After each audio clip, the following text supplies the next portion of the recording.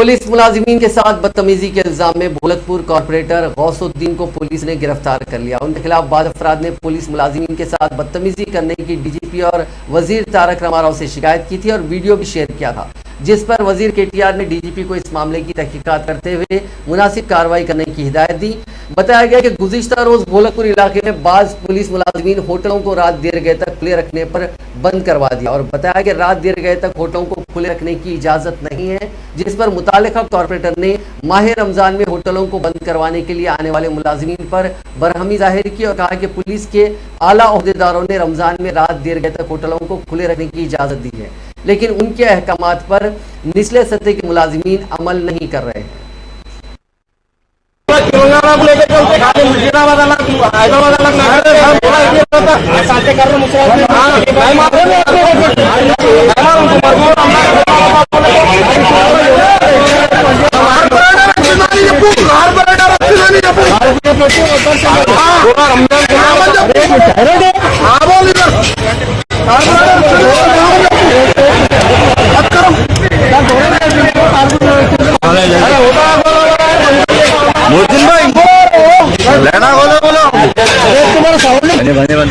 నాలుగో తారీఖు రాత్రి అంటే అనగా